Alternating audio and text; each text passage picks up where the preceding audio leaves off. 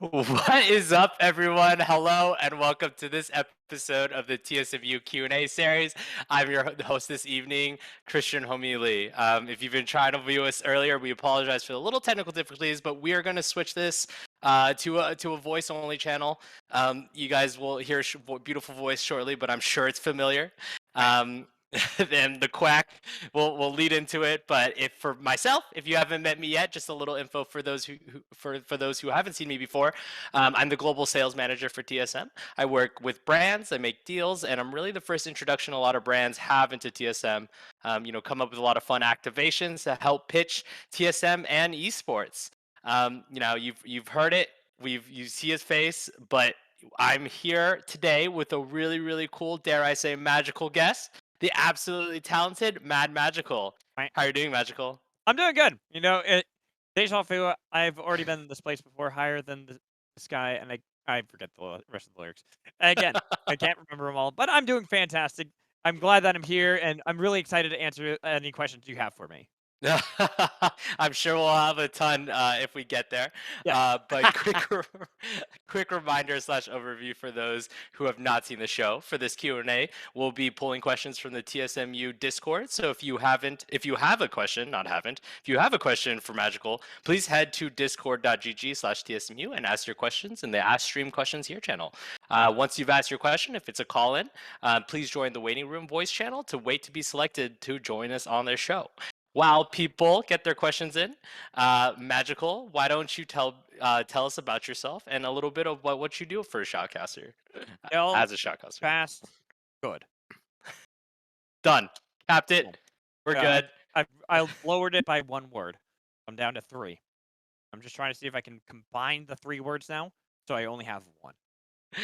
For those who have just joined us and are timing up with a perfect, we've tried this little bit quite some time now, and we have a little bit goal for ourselves to try to cut down that intro by one word at a time. In which Magical, I believe, if I counting right, got it to three, four. Yep. Three Yeah, this time. It was four last yeah. time. There you go. Huh. Yeah. All right. You want me to go into actual serious talk and okay, so I'm a play-by-play shoutcaster. I work on the Path to LCS, the Academy broadcast for Riot. Me with the crew of Rafa, Yoshi, Cubby, Kangas, Mazel, and Kelsey Moser. We all put a ton of effort into it this year to really try to make Academy as good as possible. Where we all are like, okay, Academy's been good in the past, but we want to make it great. We want to make it amazing, where people know these players that are being built up and invested into Academy. So when they go on to become like Jojapion in the LCS, people already know their story. They're already behind them. They're excited when they see them win their first time. Go, yes, we know how good this player has been in Academy. This is why we've been supporting him for so long.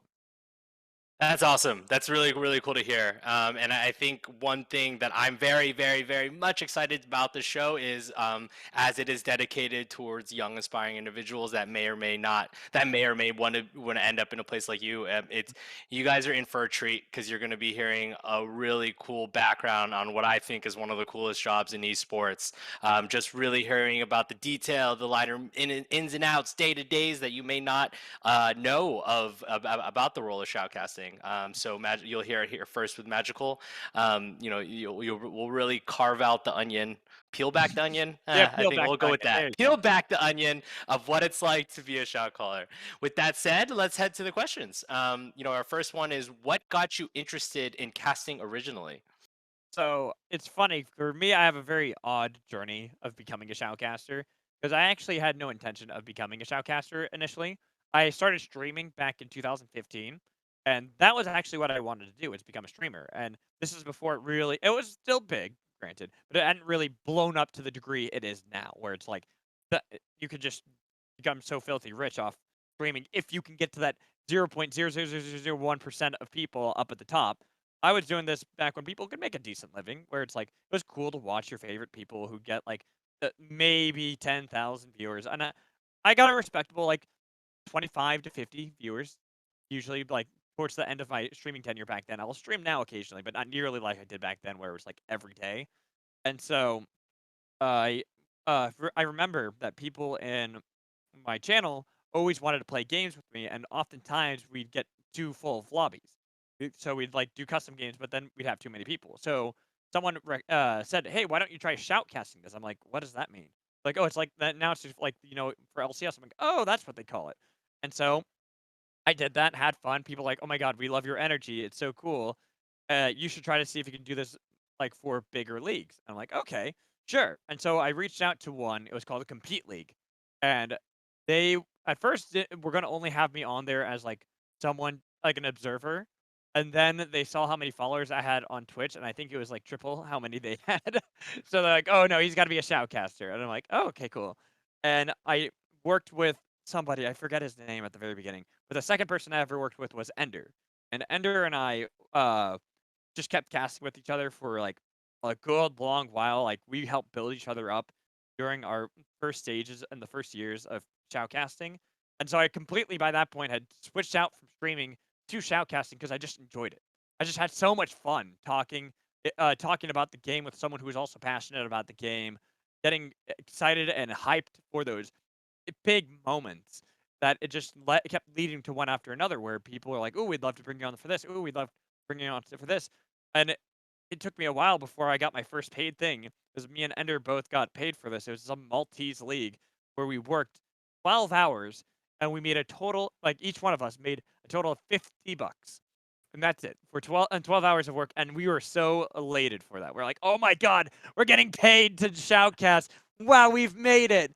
And now it's just funny looking back at that and just and this was all back in like 2017 when like 2000 late 2016 is when I first started shoutcasting, but it wasn't like as much as like 2017 when I really started getting into it, working with Ender. That he would go on to the LEC and I would go on to work with Cloud9 on their Academy broadcast, and it was just from there just started becoming more of my job and something I love to do. So what I'm hearing is the early stages of compensation for shoutcasters is very much like when you're like 10 years old, and you just get a check. I don't know what 10-year-old gets checked. You get your first little $10, $20 chore post reward, and it's like Yep. you go to a candy shop and you think you're rich. That's If amazing. you're lucky. That is one of the things. It's really rough at the very beginning because Yeah. very few places are actually like, especially like amateur things. They don't really have a budget. It's just some Hmm. friends who wanted to throw a tournament and they're using their own dime from working hard at like I know for me when I was doing the early stages of shoutcasting, I was also a manager of a sushi bar. I was Oh, that's doing cool. both at the same time, so I'd go Yeah. work all day, come home, shoutcast for a few hours, then go to bed, rinse and repeat every day. Yeah. Yeah, that's awesome. I think just much indicative of a lot of jobs in esports. It's at first glance, in the first beginning, the early roads is very much passion driven.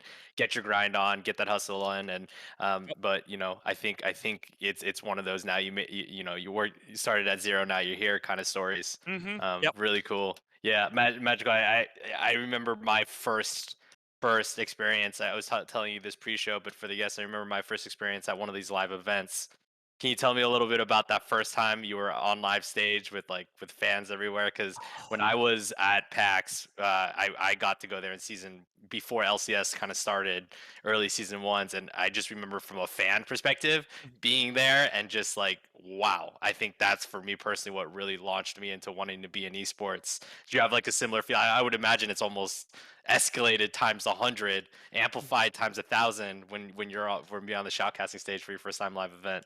So, I mean, I've done a couple live events. It's been a while though, because obviously with quarantine and COVID. Yeah. But I used to do stuff for DreamHack and for Collegiate Star League way back in like 2017, 2018. And they would fly me out to the different DreamHacks, like to Atlanta, to Austin.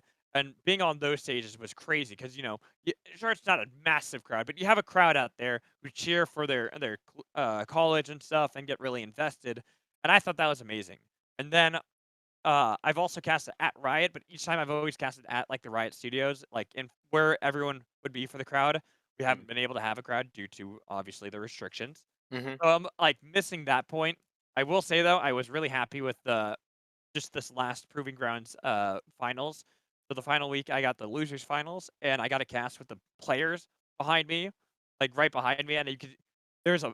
I think I was telling you about this before. There's like Mm-hmm. this one player. In fact, that's where the picture that you guys see now comes from, where it was just this madness happening in game two, where somehow 100 Thieves were able to claw back and win this game after an Elder Baron Mm. steal and then dying and losing Baron again to the other to Golden Guardians. Then somehow having this massive flank from Busio, their support on Rakan that sets up this win, and you could just hear the players in the background going crazy, like yeah, like just absolutely go, shouting and screaming because how insane that game was, and it just felt electric, and I Yeah, just loved that.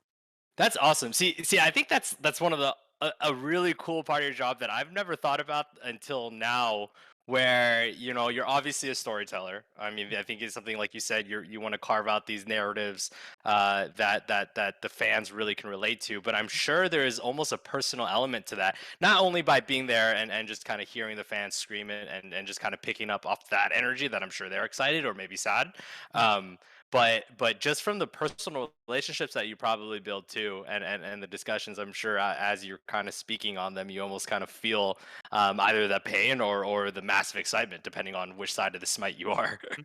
It's just it's one of those things that just having the players there alone was already electric enough, and just knowing that there's small, minute details where, like you said, it just depends on the coin flip from Smite. Someone gets it, someone Hmm. doesn't, and hearing the reactions like from the team that got it, the excitement, but then you could also see the faces of the other team where it's like they're upset and stuff, and you almost would just want to go give them a hug. You're like, it's okay, you got this. Just you can battle back. Just forget about that game.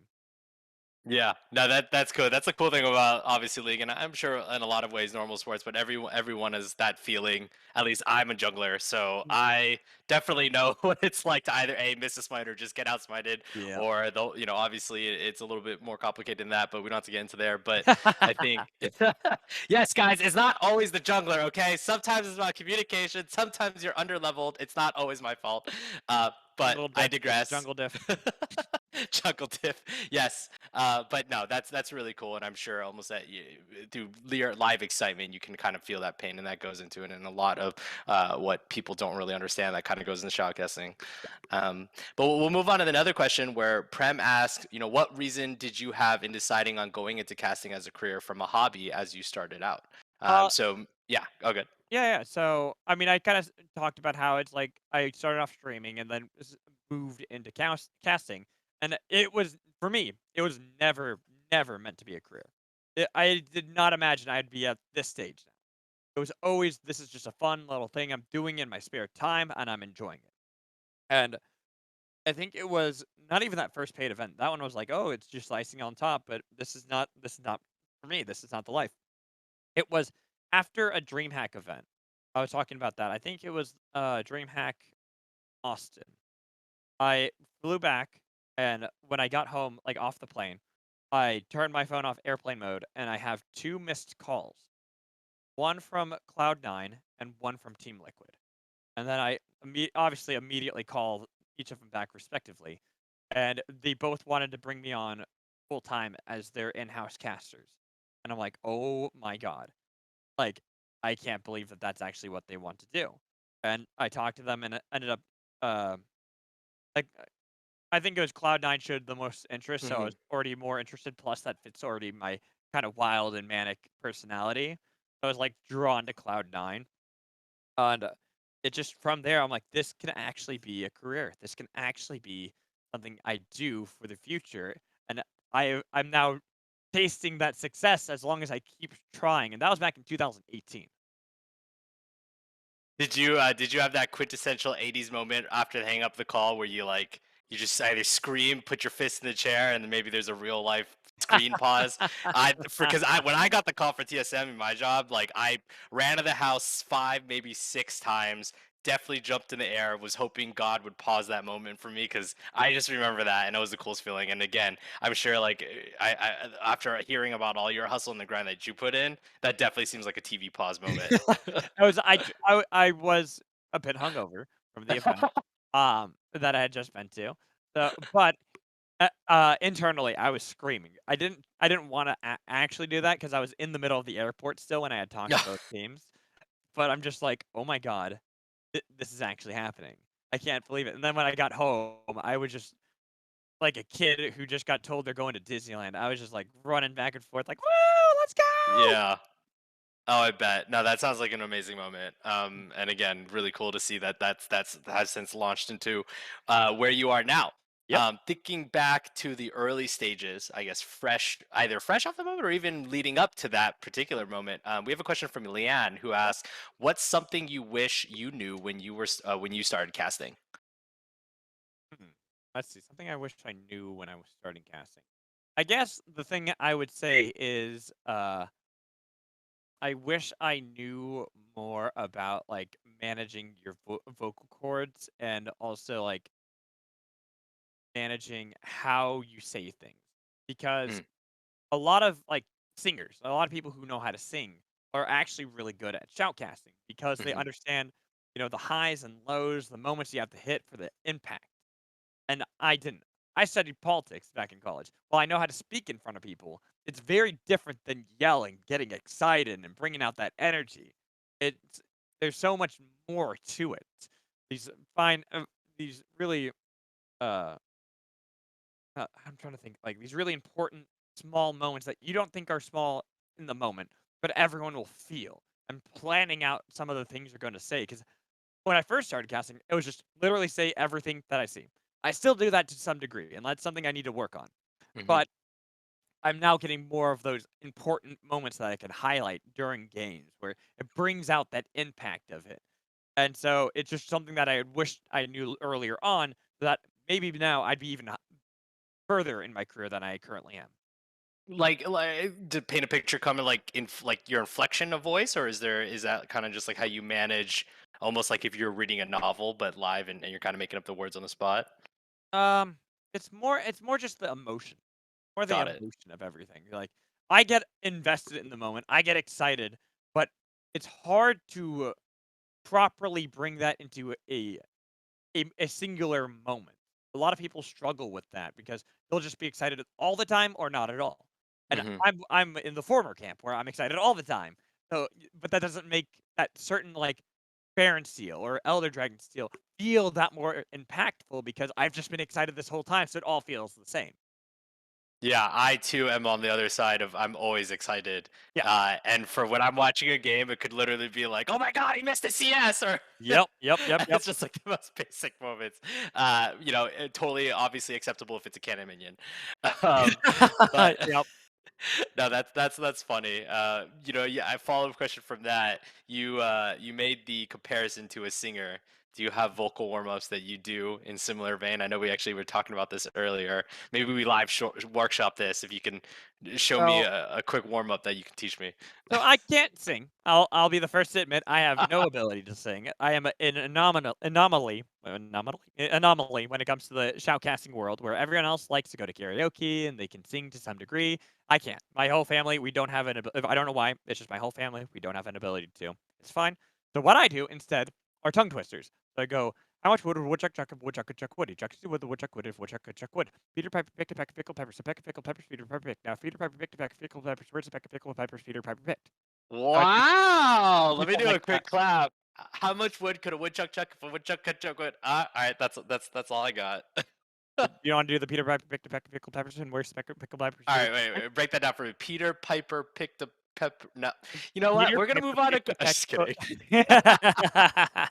That's awesome. Wow, what's this? That's a fun one.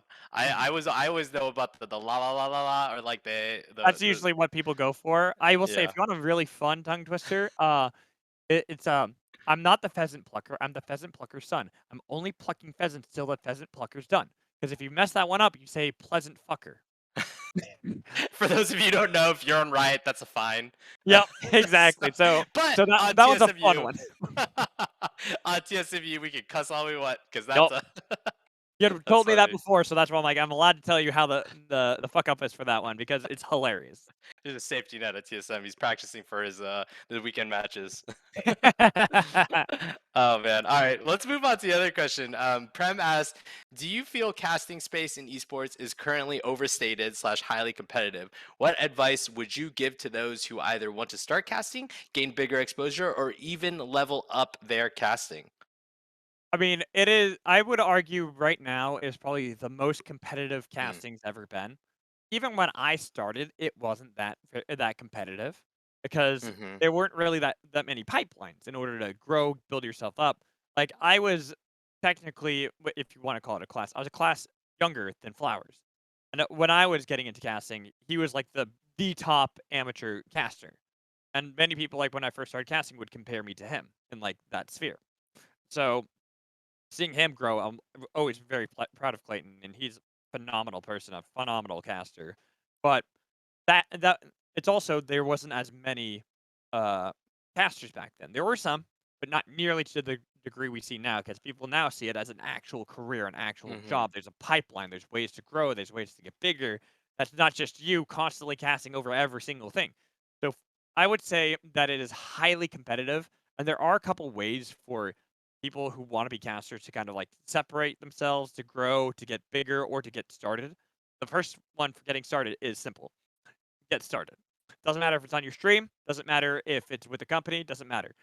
Go to your friends' games that like turn on your own stream on your own channel on Twitch or YouTube or whatever. Get a game of your friends playing, spectate it, and shoutcast it. Even if it's by yourself, great practice. Great ways to get you started. At least if you want to be a play-by-play, if you want to be a color, then you want to analyze things. Be like, okay, pause. This is where they made a mistake. This is what they can do better. This is how they can get that. And then like, that's the big thing, and then if you wanna work with an organization, there are plenty out there. There's, like, Risen Esports, there's, Unified that has a lot of broadcast stuff. There's, I think there's still I don't remember all of them because there's so many different ones. There's some of the unofficial broadcasts. I know the VCS, which is the Vietnamese League, has one, the LJL has one, the Brazilian League, the CB LOL DB has lol, one. yeah. Yeah. So it's like all these other ones have like unofficial ones that you can work on. Just know you're not going to get paid right away. So that's just how you get started. To gain more exposure or to level up, the thing that I tell people the most is, well, it's not even tell. I ask them, what sets you apart from everyone else?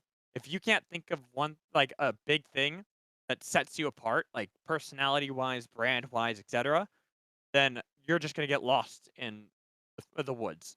Nobody's gonna notice you because you're just the same as everyone else. This is where I think I've always had an advantage. I've always been the memer, the fun one, the crazy one who'll say weird things on broadcast while also being able to talk fast and also be able to bring the knowledge when needed to. So it always has given me that little bit of an edge over people where they see me on a broadcast and they know what they're getting. They see magical and they not everyone's going to like it. I know that. Not everyone's going to go, I love magical, but there are a good amount who do like my casts. I always appreciate that. But they even the people who don't like me know what they're going to get. They're going to get jokes. They're going to get some fun moments. They're also going to get hype moments. So you go into broadcasts where I'm a part of, and you expect that immediately. And you want that kind of reaction from viewers. You want them to know who you are right out the gates. That sets you apart immediately. That already gives you that foothold where you can say, this is why you want to hire me. This is why you want to look at me for the future. So you're almost basically creating a brand, right? It Not to is. think You of are it from a 100%. sales You angle. are Yeah, 100% creating a brand. that's awesome. So and then what should we get? Is that the birth of the quack? Was Right. that the I found a natural integration of how to ask that question. For those of You you know, did. before You the did. show, I wanted to find a reason. I wanted to get behind the curtain and get that question in there. What is the origin of the quack? Just me being weird. No, I. Creating a brand, magical. Creating a brand. That was Yeah, the yeah, yeah, yeah, answer. yeah. I'm just kidding. Um, so I actually started quacking back when I worked for a company called Super League back in like Ah, 2008, 19, and we would that was like my first real in studio experience. Like, because Cloud9, we were at the team house when we did that. We weren't really in a studio. Super League, it was like an actual sound stage with a desk and a studio that was permanent. And so we'd always have to do the audio checks. And it was always the okay, count to 10. So 1, 2, 3, 4, 5, 6. Obviously, it's also getting louder each time. So in reality, it's more like 1, 2, 3, 4, 5, 6, 7, 8, 9, 10, like that. But I just get bored of it. So I would just start quacking. If they're like, everything okay? I go, quack. And it just slowly became a thing where people would be like, wait, did he just quack? And so, like, with this year with Academy, it really blew up too because um, I would quack in in all the meetings we did for Academy. And at first, they would all be like, why are you quacking? And so my response was always, "Quack." And finally, they learned not to say anything, but also they would start quacking too. So I remember when we started doing Proving Grounds and we brought in a lot of the amateur casters, um, I was able to convince everybody but Cubby to quack whenever someone joined the call. And so we'd have everyone just like someone new would join the call, and you just have like 6 people going whack whack whack whack whack whack whack whack. It was great. Now, so I'm definitely picturing the awesome roster of amazing casters that I've gotten to know through, not in person but through the streams, all quacking Mhm. in one room. Yep. And that sounds one. Obviously, you take tier one in your quacks. I'd imagine Freak has got to be up there with his quacks if you ever Oh no, got no, to this was quack. this was with But the academy with the broadcast. academy ones, Yeah, yeah. well, So unfortunately, though I have gotten Clayton, Captain Flowers, to quack campfires. off broadcast, and same with what was it? I got Emily to quack. I've gotten Raz to quack. I've gotten no, Mark didn't quack. Mark Z did not quack. Uh, Tigress, I got her to quack. Uh, so I'm working my way up. I'm working my way up to get people to quack. From that, now I'm picturing you like as a serial quacker or serial Right. duckster, and you have like a target list. You just check off who I've gotten to quack. Little Nope. dartboard, just like toss it into there. Yes, Yes. Freak is the one that has escaped your quackington. Well, see, I mean, I'm gonna work on it. Haven't gotten to work on a show with Freak. I know him. We've met before. We've Mm, talked outside of broadcast. We haven't directly worked on the same show together. So him and Azael are 2 people I haven't worked directly with, but I do know and have talked many times with. Um, Pastry I know well, but I haven't been able to talk to him lately to get the yeah, quacks out of him. And same with Kobe. that's amazing. I mean, the cool thing is, again, I don't know them in person at all, but I could definitely see them getting on that. And what I'm gonna be looking for from those names alone is whenever I watch a stream, I'm gonna be waiting for that quack. And if I hear it, that's just like a subtle call out. I'm not gonna Yep. say anything. I don't care who's in the room. I'm just gonna pound my chest, put my fist in the air, and just say, "He did it. The mad magical has done it."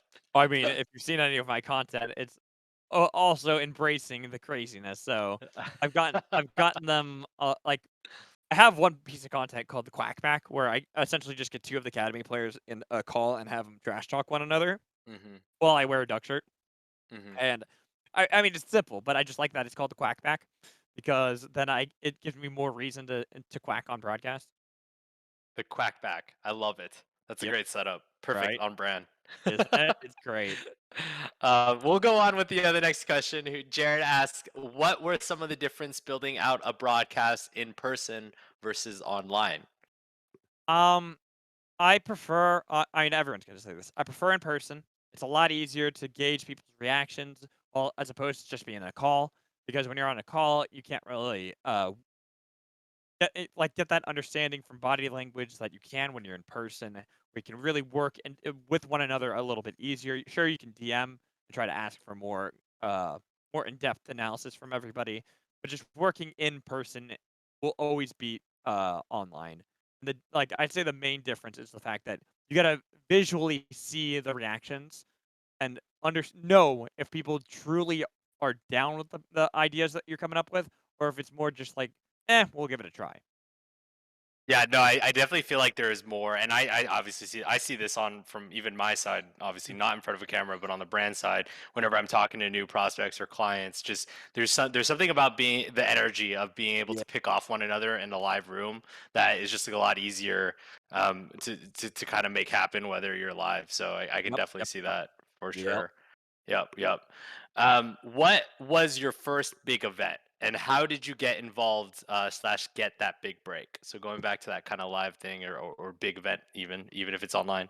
I mean, that's where it's hard for me to quantify it because I feel like I've slowly gotten bigger and bigger events, which like I would have considered this the biggest event, then this was a bigger event, then this, and so it's like my first big event. I'd have to see is probably one of the Dream Hacks when I went in person. Probably was DreamHack Austin because that was the one right before, obviously getting the call for Cloud9, which I'd also put up there in my big breaks.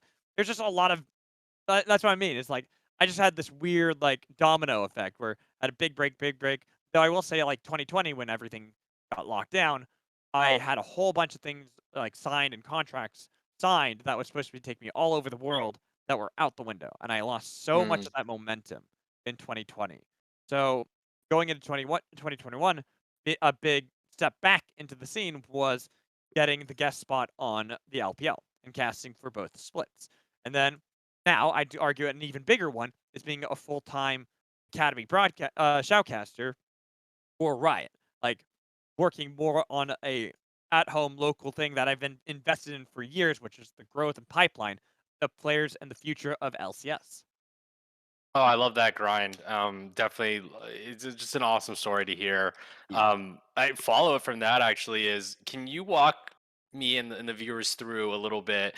Obviously, a little bit maybe if you feel comfortable. Obviously, your Right. mindset of what went after 2020. Like you it seems like you're on a giant walking the stair up. Obviously, COVID was a very unfortunate and sad situation for a lot of people. But maybe if you could help paint that story of okay, here's a huge brick of adversity, right? Oh yeah. As a shot caster, what were you thinking? How were you strategizing? Okay, I can get around this because you clearly did, Yeah. and that's amazing to just see and watch. And I'd love a breakdown and maybe even advice for people who have run into a wall and are trying to look at ways around it and jump over it.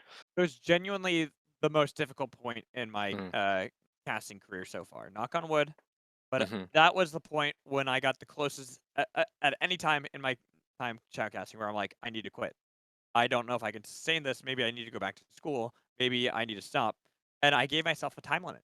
I said, if I don't make it back by the end of if I don't get something locked in by the end of 2020, I'm going to go back to school and I'm going to become a teacher because that's something I've always contemplated doing was becoming a teacher. And so it was close, and I was getting ready to like looking into like different programs and stuff. And then, but I kept grinding. I never stopped. I never just said I'm not going to do any shoutcasting. I always was looking for the next event, always looking for the next thing that I can do to impress everybody. And I got contacted by LPL in December of that year, and they asked me to be a guest for them, and I'm like, oh hell yeah! And so I got to do that. And I was on that, you know, for both splits, but I also did proving grounds for both splits. I got to cast the last scouting grounds that is playing. We'll see. Hopefully, there's going to be more in the future, but I got to cast the very last scouting grounds in 2021 as well with Raz, which was awesome. And so it's just one of those things that I think it's also like you want to make it big. You want to get to the point that like even I'm at right now. A lot of people would like and love to have that. But you also have to be realistic with yourself sometimes and know that you need to plan for all contingencies, whether it works or not, because it's competitive. There are so many people vying and fighting for the position that I'm in, let alone for the LCS. And there's even more vying for that, for the LAC, for the LPL, for the LCK. There's so many people trying and fighting for each one of these positions that not everyone's going to make it. There's hundreds. I've met hundreds, if not even close to 1,000 different people who are trying to become shoutcasters, both play by play and color. Well, there's only like what a handful of shoutcasters in each of the major regions. It's just not possible for all that to be filled by the thousands of people trying to become shoutcasters. Yeah, that's really tough. And the dynamic that I've always been kind of interested in, because I mean, I don't want to use the word competition by any means, but I think sometimes, I mean, even in my own industry, for example, like being in sales, I think sometimes I'm lucky where it's not like this at TSM at all, but it's almost like you kind of feel like your coworkers could technically could be kind of considered competition in some ways. Do you ever feel that in your in shadow costing? Like, Always, I would imagine that's such a tough situation because I always. from who I've met, you guys are all just wonderful people. It's always feels like there's competition. However, I'm also in the camp that no matter the competition, it is Hmm. always good. I would much rather have intense competition because it will push me to my limits to become a better caster. To Hmm. say I need to improve here and here and here to make sure I remain on top. That I am the one deserving these spots. I'm the one that deserves to go to the LEC or the LCS or the LCK or LPL next. That I'm the one that they need to look at because I've done so much and I've improved so well. But you can't really get that without the competition. And I Hmm. want that. That's why I'm always down to help out people. And I've always said that if there's someone who's looking to become a play-by-play or a color caster and they just need advice, they can always hit me up. I could always give them some advice, try to help them on their journey because I think it's better it's what is it? It's the rising tides raise all ships Yep. mentality. Yep. I love Like that. Yep. you, Yep. you need to, because if you don't, how are we supposed to get better? How are we Yeah. supposed to be actually at that level where we feel like we could be in the LCS, right? It's just like you're not going to be able to do that if you're at the same level you were 2, 3 years ago. Like I'd even argue for myself, I felt like I stagnated for the past like 3 years. But in these last 4 months working under Kelsey Moser, I grew more as a shoutcaster than I had in my entire career of shoutcasting. And that just shows you the level of competition being on top, as well as having a good mentor there to help you build yourself up, can do for you. Anyone in particular that is a favorite that you've ever worked with? I know you mentioned Ender's name a lot. You named some Oh, just he's a incredible good boy. people. I mean, Yeah. Edgar's one of my close friends that like I said, he's someone I've worked with since the beginning of my entire career. So it's Yeah. like he's an awesome person and love hanging out with him. I wish we could cast more together, but now he's getting more into Valorant. So that's Yeah. probably, and I'm not really big into Valorant. So Yeah. unfortunately, probably not going to be that. But favorite person to work with. And the thing is, I enjoy so many people I work with. Like literally everyone on the Academy broadcast, even the people we brought in as supplemental for the Proving Ground, such as Beatdown, such as Jolly, Deserex, such as Smacks and Sierra. They were all fantastic to work with. I have no complaints. It's hard for me to have like a singular favorite. Um, like I'd say Ender was probably one of the few that I would put up there just because 'cause I'm good friends with him. Um, I've always wanted to work with Pyrotechnics, another good friend of mine. I just, like, would love to work with him. Um, let's see, who else would there be like but the funny thing with Pyro is that we're both play-by-plays, so it's not really something likely to happen. But I'm going based off, like, recency bias as well, someone I think Sure. that I just genuinely worked well with would probably be Cubby. Because Cubby and I it's funny, we have very different approaches to how we go about casting. I'm the more fun, loosey-goosey, silly guy, on the broadcast, and he's a much more the analytical, serious one who's, like, down to earth. But we just have this good vibe together that's almost like an Abbott and Costello routine between the 2 of us I that love just that. it just works so well for some reason. Can we actually pivot a little bit because to so I think you mentioned a series of just sound like wonderful people, but I'm sure each like whenever I watch a broadcast, for example, Uh-huh. I see I imagine that each one has a different role. Right, and I am actually unfamiliar with the space. I'm sure there's other viewers who are as well. But can you help paint the picture of the different roles that typically happen in a broadcast? Whether it be, Yeah. I know there's analysts, there's play-by-plays, I think there's obviously people that narrate the story. Is there any way you could kind of break down those roles and the different intricacies that go into each? Yeah. So we'll start off with the host. So the host is Dash or Kangas or Mazel. Hmm. If you've seen any of the LCS or Academy broadcasts, they're the ones that really will keep the desk on track, make sure that they're setting up the early storylines that the casters can later build upon, and try to get the most conversation started so people really know the teams before we get into the games. They know the players, they know the stories, they know the history, they understand what is on the line, etc., etc. And the analysts are the ones on the desk with the host Mm. who are having the conversation with the host, who are the ones filling out the questions that the host is bringing to them and having that conversation to build up those stories.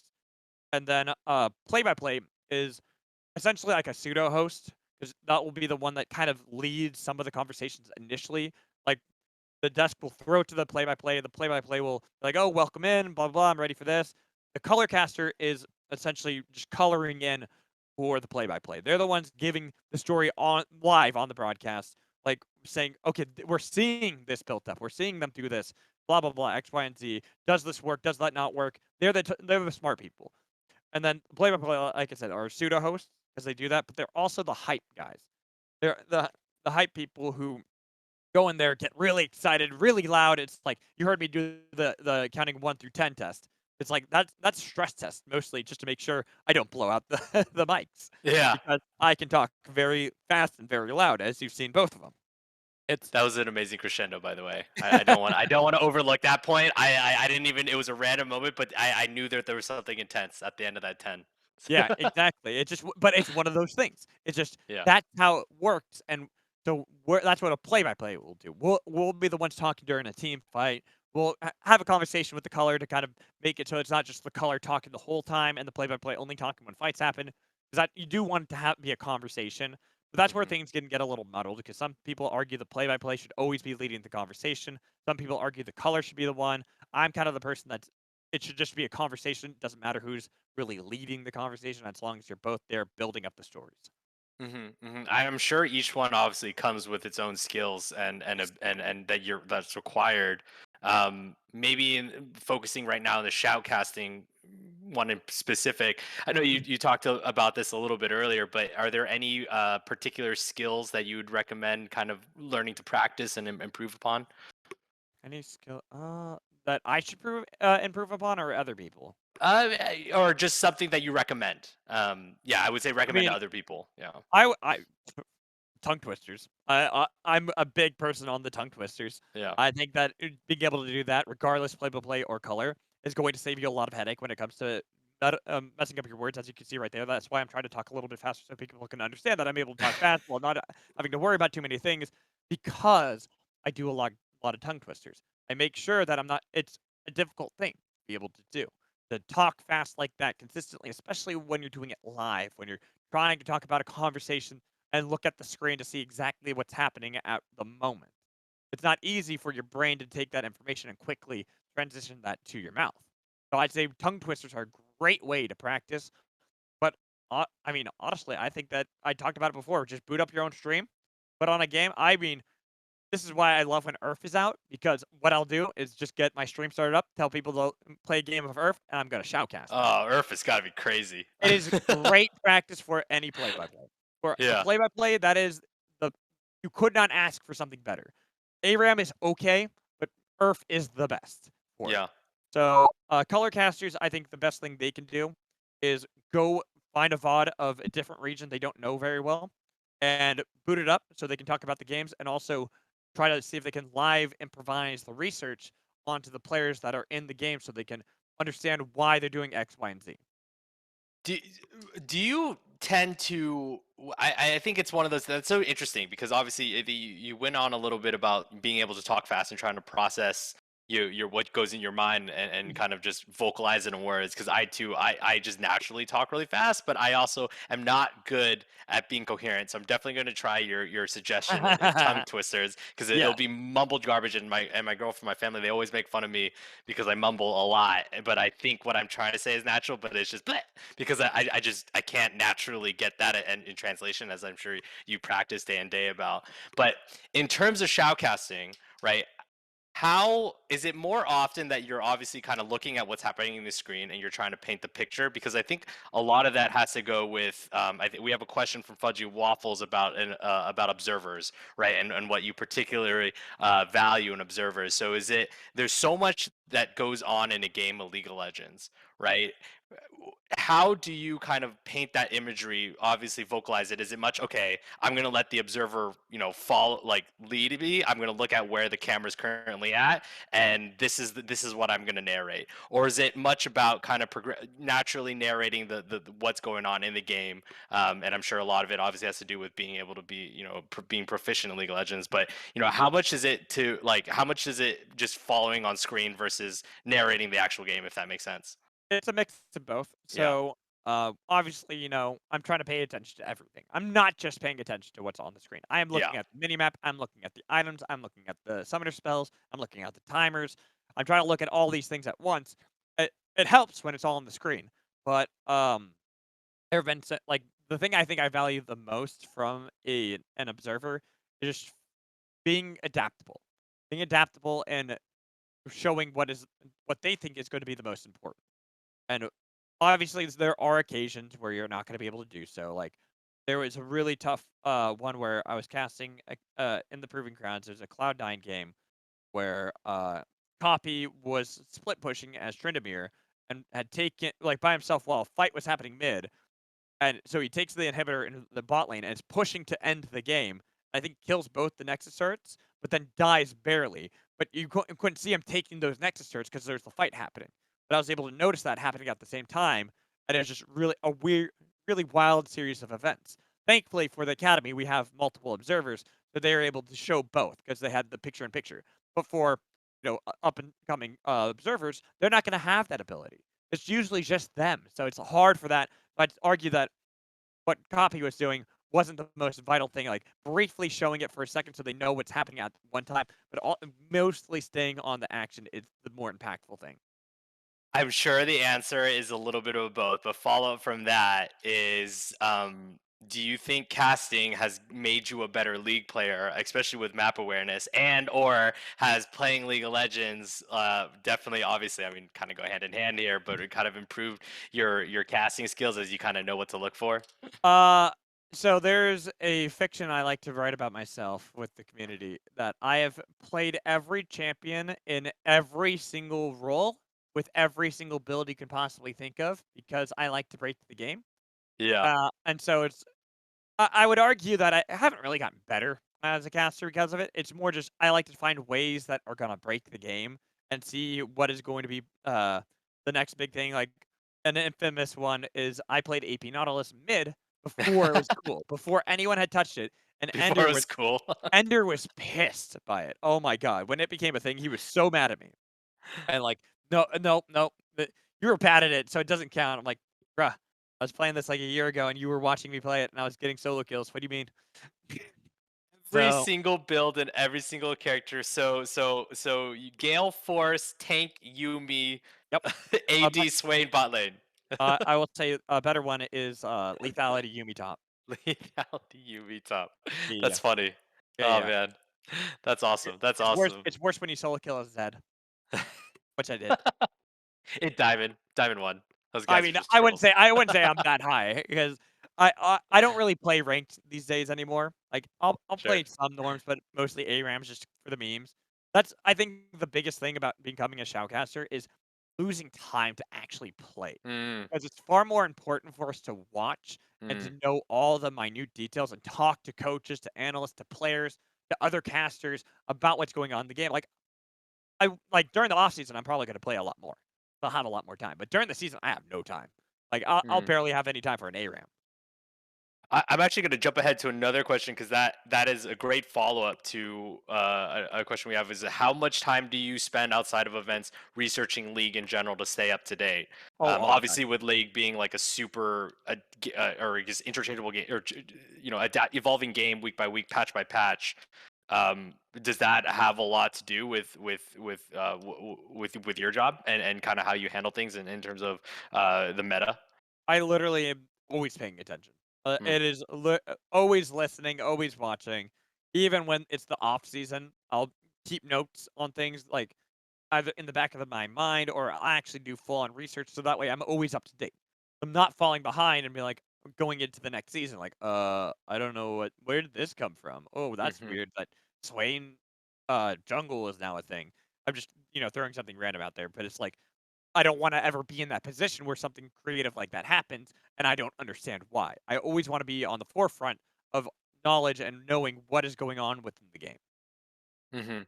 Mhm. No, that's awesome. I think that's such an interesting dynamic because I think with League, I think it's so interesting to me because traditional sports in some ways is like this too, but League is always just a changing game, and I feel Yep. like there's so much you have to pick up on, not only in just the game itself, but like what's going to be in the future, the next patch or the next patch, especially for pro play. But it's definitely a trickle down effect, whether it be you don't have to be a competitive player to understand that you need it. There's so many elements. Like it's a different game from season one, right? Yes, exactly. I mean, I miss some of the elements from season 1, like, I miss my old Scion, either AP or Yeah. AD, where the AD was the funniest one because you could just dive the fountain, you had so much Yep. life steal, no one could stop you. But yeah, it's just always about understanding and adapting. Yeah. I've got one for you. Sunfire Evelyn, early season one, where you could there was no way to detect her and she would just burn people to Oh, death I walking love around. that one. Back she had the 60-second stealth, and it was those were the days. Let me follow up from that actually is what is your peak favorite League of Legends time? I don't know if you don't necessarily need to pinpoint like a season or a specific season, but is there like a peak time in the timeline of League of Legends where you're like, this was my favorite time for one reason or next? Could be now. I will say, It's not even a time, it's a champion. Old Mm. Karma. Old I karma. missed Old Karma because Old Karma lived up to the name of Karma, having abilities that either helped or hurt. I think she was a well-designed champion that nobody understood how to play back then because League was still a newer game, and they just didn't understand how powerful she was. Hmm. I think that I would love to see a champion like Old Karma, even if they just literally copy pasted being brought back into the game, because I think she'd do so well in the current meta. So I might put money on the table that the new karma is not your favorite rework or But whatever. Is I there any actually specific rework? actually, it's funny because I actually am really good at Karma, like the new Oh, Karma. I just missed the old Karma too. I like the new Karma. It's not like I'm saying I hate it. I think it was actually a really well designed rework too. Just hmm. shouldn't have been Karma. It just Yeah, should have been a different champion. yeah. Is there what's your do you have a specific rework that you like to call out in particular? Not really, because for the most part, I'll play anything and everything. Hmm. I do miss because Aatrox obviously is Ah, completely different, and my argument with that is like he was just Riven 2.0. They should have just made a new champion again for that. I get that the old Aatrox they felt was toxic and impossible to balance and stuff, but and it's like the same with old York. I just think there's certain designs that you could do well with reworking with holding on to their identity. I do want to argue that the York one, they kept a lot of the identity there, except for the fact of like reviving your teammates, like they gave to Renata for some reason, and York couldn't keep that. Don't know why. Um, but there are definitely certain things I like. I can like about this champion and like about the old champion. The only one I truly miss is old Karma. old karma. That's a good answer. That's funny. Not one that I'd really think about. I think that's almost for the longest time for me personally. Karma was a champion that I kind of forgot about, Yeah, or most just like, people oh did. shoot, Most she's a people did. champion. Exactly, because they didn't understand how to play her. They don't She was so Yeah, powerful and people had no idea. yeah, yeah. Awesome. Well, we're close to rounding out. I do want to bring it back into the career side of things as the theme of being a TSMU.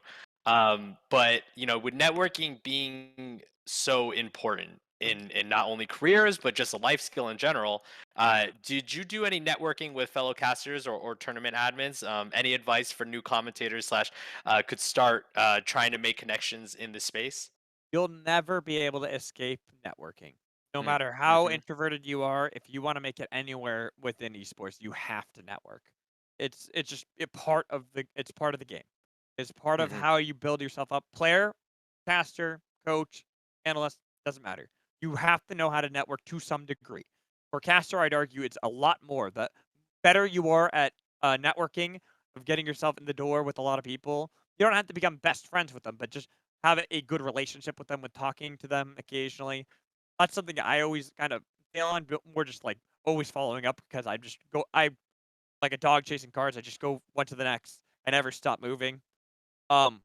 You just need to learn how to make connections and how to, uh, hell, even cold open or cold message someone just to be like, hey, I'm interested in this. What can I do to kind of start? The worst thing they say could say is no.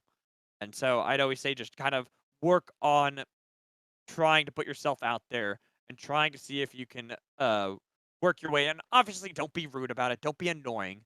Like Mm-hmm. you message once. If they don't respond, you leave it alone. Um, but stuff like that, where you just want to try to see it, or if you work with them, you then try to build up a rapport with them later. Like talk with them more. Hell, when I went to Houston for the LCS finals, a big part of what I did there is network. Even if I know a lot of the people already, I still need to network with more. Never hurts to learn and meet new people and kind of build up these relationships all over the place. Mhm. Yeah, I'd imagine too, especially when you're at a live show, almost I won't say acting, but well, I mean, in a lot of sense acting, but you're really building off, feeding off each other's energy, having a conversation that's broadcasted live. People that you know you work well with, slash basically conversationally, or just like obviously for whatever reason or not, or being friends, and just having that dynamic, and just wanting to work with people that you like and are friends with. I'm sure that that's almost extra, right? Like I'm sure casters, being as big as yourself, you know, there's definitely this element of like, oh, I know I work really well with this one person. I'd love to be able to bring this person on the show and kind of work with them. I'm Mm, sure that's a huge element that networking definitely helps out on. yes. Yeah, absolutely. And I would also imagine, I feel like with kind of shoutcasting skills not being as quantifiable, you know what I mean? That's kind of almost that leads you to the next job rather than like, okay, like here's my set skills, here's what I do. It's like, no, I worked really well with this person. Here's how I get my next job. Yeah, yeah, yeah, and then using that as a relationship for them to kind of help you get another job in the future, like, if they're like, "Okay, I don't think you'll be a fit for this one, but I wanna help you because you were awesome. I'll be your reference for this job." And so it's always moving forward, always utilizing what you have to your advantage. Mhm. Mhm. No, that's awesome, and I think this job sounds like it's all about the relationships you build. And Very I much know so. you talked about a little bit earlier, whereas who a lot of it earlier, really, where you were like people that you've worked with, who you've liked working with, even your most enjoyable. Is there anyone that like in particular that you can really kind of call out to? Maybe it's a group of people. I know you mentioned Ender being your friend and kind of the ones that you work together growing up. Is there anyone you kind of inspire or look up to? Maybe even it's not a caster. Maybe it's just someone in your life that you kind of like really kind of not necessarily owe your career to, but is a huge factor in your career. I mean, if I had to think of, like, someone that I use it more as, like, a milestone is Flowers, because he's Mm. someone who was like I said, he's essentially a class above me when he started casting, and he's just hit it big. He is so fucking good. But my goal now is to be better than him one day. Is to try to see if Ah, I can take that title from him. It is obviously something that most people would say is impossible, but it doesn't matter. Having something like that to motivate you to constantly get you going is a big thing. Obviously, another one would be just to get to the LCS in general, but you gotta live big. Shoot for the stars and what is it? It's shoot for the moon, you'll end up in the stars. That kind of mentality. You just give it yourself a lofty goal, even if you know it's not realistic. It doesn't matter. You put yourself in that position to constantly improve yourself and be better. So I'd say Flowers is definitely someone that inspires me in many ways. But like the person who I think there's two people who I think made me who I am today, and it's my mom, obviously. oh, Yeah, she's just someone I've always been able to talk to. He's always been really good about like having conversations. And actually, I even want to like I'll say three people because my mom and dad have been very supportive of me doing mm, all the casting stuff. They didn't understand it. My mom was more supportive at first, but my dad surprisingly supportive because he's big in sports. He's big hmm on that side where it's like I wouldn't have thought that he would have been as supportive of me doing this career as he ended up being. And he has always just been like so proud of me when it comes to and I couldn't be happier with it. So it's definitely someone who inspires me a lot. But then the last person would be my grandpa Ernie. Even though hmm. he passed away back in 2009, but he was someone who always encouraged me to try new things, to branch myself out, to like be who I am and just live my life to the fullest that I want it to be. And so that's always been something that I've held in my heart to this day to try to do, to try to live the way that he saw that he wanted me to live. And I think that those three people have helped me immensely to become the caster I am now. That's so awesome to hear. I too, for me being in esports, my mom is a big hero of mine. It's actually her birthday today too, Aw. so shout out Lily Lee, I love you. Yes. Happy But yeah, birthday. no, I think that's just so awesome to hear, and I love hearing that with other esport professionals that I've met throughout my career because I feel like, I mean, now you can definitely, it's an easy argument where esports is huge, but I'm sure there was, and especially during the timeline that you painted, that Yep. it was kind of questionable. You know what I mean? It's like, okay, like where is esports? They just, I know it's all out of love, but they obviously want to make sure we're doing well and we're healthy going Yes. into our careers and whatnot. And so I think that's just really cool to hear that your parents and your mom and dad and grandpa were very supportive, and to a point where I'm sure they're watching your games. Again, I'm not even on the live experience, but I'm lucky enough where my parents love cheering TSM on, Yeah. put the TSM gear on, the walk around, and they're just supporting my son rather than and knowing Yeah. anything about League of Legends. That's how my parents very much do try to watch, and they'll listen. They're like, "You sounded great." I'm like, "Did you understand anything?" "Not at all." Nope. That's so funny. Yeah, I tried watching one of our playoff games a couple years ago with my dad and mom, and they were just cheering because they were waiting for my reaction. They're like, ah, okay, it's a good moment. That's funny. Love And it. Cat Flowers too. I think I love that narrative that you painted earlier. I think nothing is impossible.